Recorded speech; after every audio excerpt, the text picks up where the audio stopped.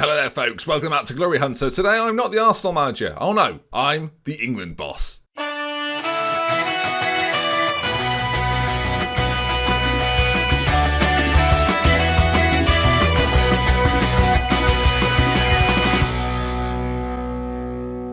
Good to see you. Welcome back. We've got to select our 23-man squad for the Nations League, although it's called here the European International League 8, Division A, Group 2.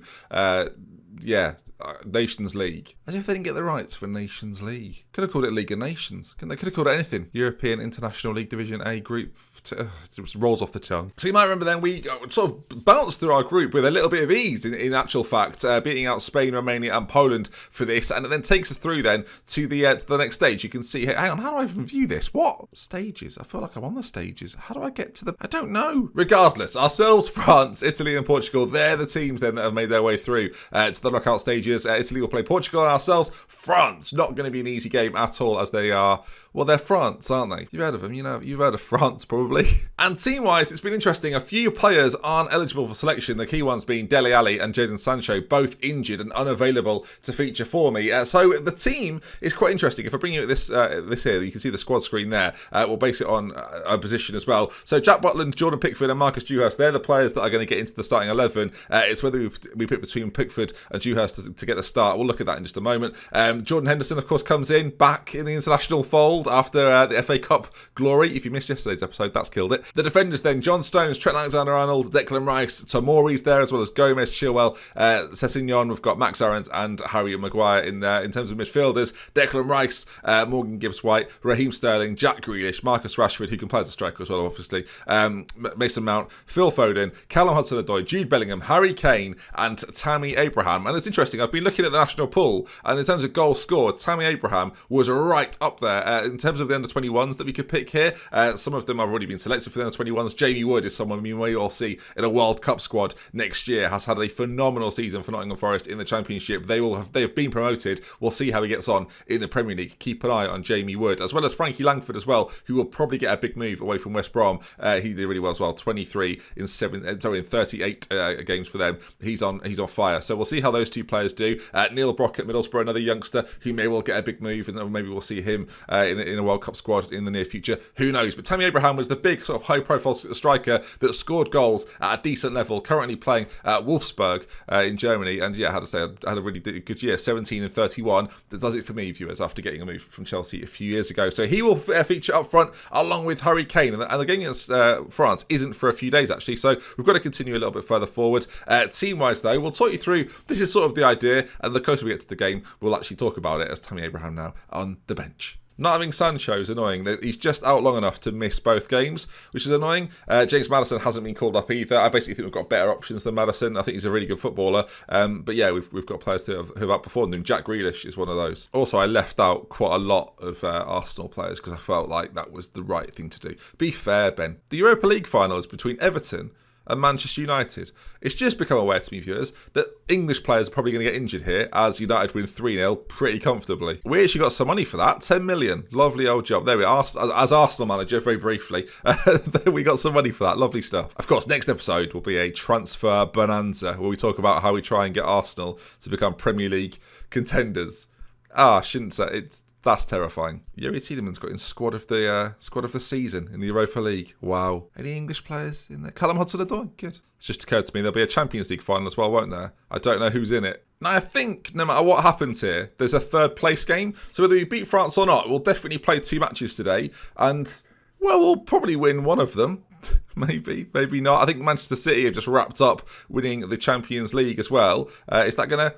I don't know how I've ended up in training facilities there. So England GE begins. What happened in... I think City won it, so let's take a look. Of course, they would have been without Sancho as well, as he can't feature. Squad games then. Yeah, Bayern Munich beaten them 3-2 as Harry Kane on the score sheet. Phil Foden featured in that game as well as John Stones. So 3 players that I expect to start for me in this first game against France. And no injuries. So far, so good. Oh, look at that. Get it out. Hang on, viewers. Sorry. Diego named best player in... Diego. Diego, he plays for the 4th best team in England. I'll congratulate him. This has nothing to do with... Sorry, I'm just becoming Arsenal manager again briefly. But here we are then. Italy, Portugal, France versus England. And we're looking then to win this. Italy have beaten Portugal already. Esposito, who is one of the best strikers in Europe right now at Chelsea, playing phenomenally. No, actually, no, not phenomenally well. He was very good. When I left Inter, I knew he was scoring goals for fun. But yeah, he's gone to Chelsea. He's been indifferent. There's Joaquin Parra there, a player that I would really like to buy. If he's brought to the Premier League he's 93 million. If he's brought to the Premier League by Arsenal or Chelsea, or by Liverpool or Chelsea, I'll be disgusted. All right then, team-wise, I think I'm settled on it already. I was debating making changes, but I think we go with what is in theory our best 11. So, Dewhurst will be in goal for this one. You can see there then he's playing at Derby at the moment, but I don't know, we played him in the games recently and he was really, really good. So I'm going to stick with him. Jordan Pickford is arguably the better goalkeeper, but for some reason, I just don't trust him. Right, either way, Chilwell, left back. Tomori and Stones will make up the back two with Alexander-Arnold on that right side. Him and Sterling are going to be a constant threat down that right-hand side in theory. Declan Rice providing a little bit of defensive cover on the right-hand side of a midfield too. He'll play alongside Morgan Gibbs-White, who hasn't featured so much for me, but you can just see from his attributes there, an absolutely sensational footballer, can play that Mazzala role. I'm expecting really, really well. That does mean that Bellingham is going to have to drop out, and I'm going to play Foden ahead of both of them. Kane will be the pressing forward. As I say, Hudson-Odoi on the left-hand side as well. He is dangerously good, so we'll see how we get on against France. I don't know what their team's going to look like. I'm terrified of the prospect. Let's take a look. I know this is going to be a really good France team, and this isn't going to be fun. Now, for some reason, none of the face packs have loaded in. I still know who they are, so I don't know why this has happened. Regardless, Dembele, Aurier, Mbappe, Pogba, Camavinga, and this fella up front, Amni Guri, he looks good too. Where are the faces gone? Why are they not working? Kylian Mbappe as well. There it is. Look, I knew it was there, but then it's gone.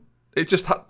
Okay, they've just not loaded apparently. Basically, they've got a good side. And when I look at the bench and see the likes of Griezmann, Lamar, Lenglet, Martial. Right, this is horrible. All right, well, let's play the faceless French team and see how we get on. Hopefully it's not really them. Hopefully it's a set of imposters. Hopefully it's like a tribute band. All right, then. Semi-finals of the Nations League as England in white will play the Le Bleu of France. Here we go. Dewhurst, I'm expecting big things once again. He just seems like a very solid individual and I like him. I might get him in at Arsenal. You know, I might have to. Backup goalkeeper. Mine's leaving, so we need someone new. Gibbs-White, forward to Hudson-Odoi, and our big first chance of the game, Hudson-Odoi, Areola tips it behind. I don't really know what to expect from this game, but it's a good indication, I think, of playing some of Europe's elite and knowing how we'll get on in maybe a potential World Cup. Of course, the World Cup and the European Championships are still competitions that I would really like to win. So we'll have to see if we can best some of Europe's best in this Nations League. I don't really know where we stand. The England team is very, very good. Whether we're capable of winning a big title or not, though, I don't know. As Raheem Sterling, the ball falls to Trent Alexander-Arnold. Sterling back on it, shoots on goal. Kane's there, and he follows up his Champions League goal with a goal against France in the Nations League. Lovely jubbly. I mean, Trent Alexander-Arnold on that side finds the little run there inside of Raheem Sterling, who shoots on goal, and there's Kane on hand to poke home. Lovely stuff. Stylistically, the team play quite similar, really, to my Arsenal side, so if you're expecting like a style of play, it's that, really. All right, another highlight, and it's going to be France this time. Camavinga is very, very good. So I expect him to cause us all sorts of bother in that central midfield role, especially next to Paul Pogba, of course. A man that I've managed in the past, but it's Kylian Mbappe trying to make an impact, and that's why you pick the main man. I don't even know his first name, viewers. Marcus Dewhurst, there you are. I wish there were some really good young English keepers coming through. There aren't. So this is the best we've got. Well, at half-time, it's going quite well. You've played well so far. There's still room for improvement, which I think is probably false. They don't care about my team talks ever. They are so unbothered.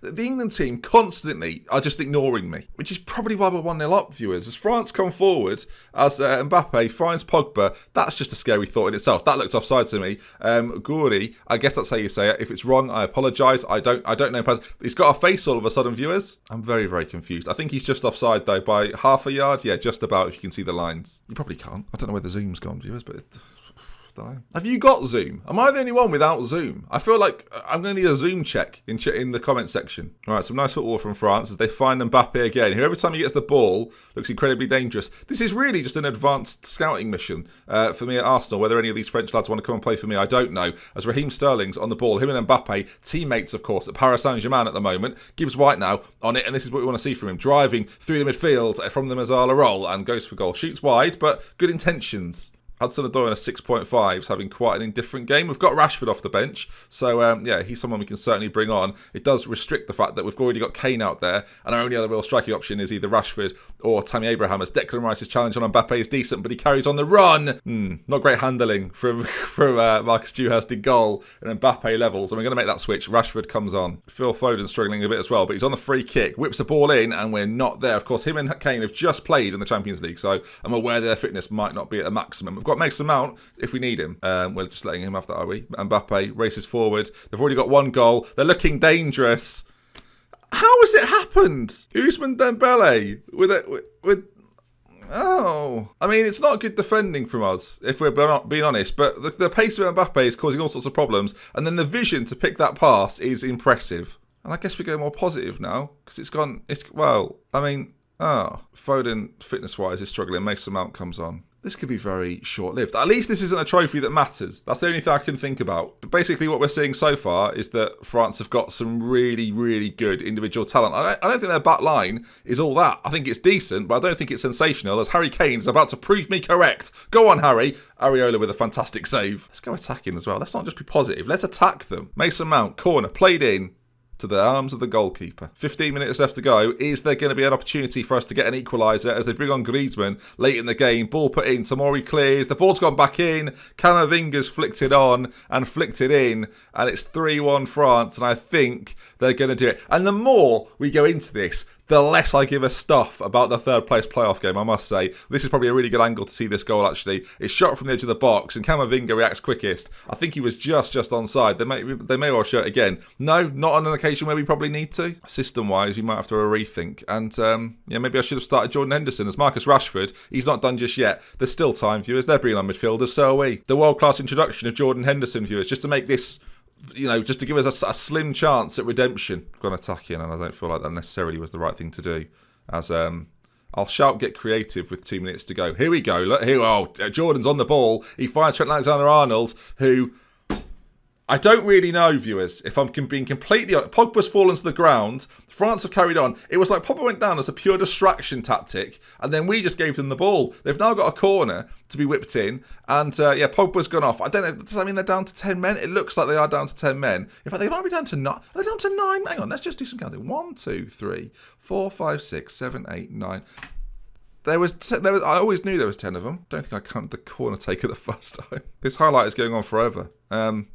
Is he going to take the corner? Here we go. Pogba then has now officially gone off. A legendary midfielder, bear in mind, as the ball goes all the way through. And I don't think France are going to do much. Well, they've taken on, Mbappe, they could have scored again. 5 minutes of added time. That's gone, viewers. No minutes of added time, in fact. Well, there we are then. I don't know if I bottled it or not. Did I? I mean, kind of, but it just happened so quickly. 2 goals back to back, and I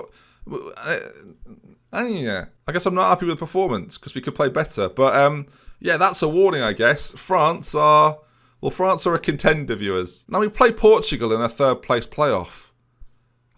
Do you care? Have they got any interesting players? I mean, yeah, they're quite. It's a third place playoff of a Nations League. We actually played this in real life, didn't we, and lost. So I don't know. I'm not sure they cared then either.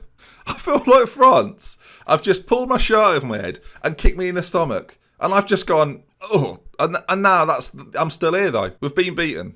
And I feel like that's probably the journey over for this episode. I'll bring you the result of the game against Portugal. But I think I speak on behalf of everyone when I say they're better than friendlies. That's it, really. Although I'd have loved to have played Moldova, to be honest. That would have been good. I mean, we're in the top 4 teams in Europe. That's good, isn't it? You don't get a trophy for that, though. Belgium beating North Macedonia. I mean, we've had to play France. I mean, we did qualify. I don't know why I'm acting like that for. Sadrui got a goal. I'm just making his name up. Got a goal for Kosovo. So he's got his first goal. 30 caps he's got for Kosovo. He's 21. So we're playing Portugal. Rashford's going to start. Bellingham and Henderson are going to start.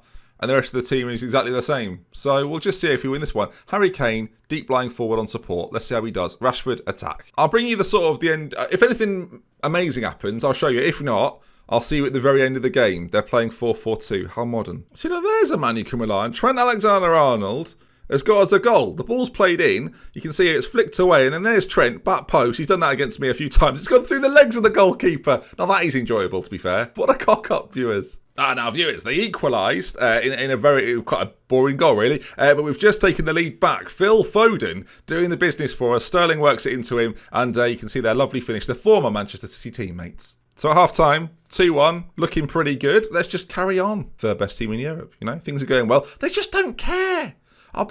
Shall I aggressively say you need to calm down? Oh, now they're listening. I just confused the back line. I've confused them so much that Rashford's put a ball in and Raheem Sterling on hand to prod home. And 3-1. We've won this game. It's done, viewers. We'll see it another time. Why not? We're onside easily. There's number 8 here. Bruno Fernandes playing us onside. And there's Sterling to poke home with his left foot.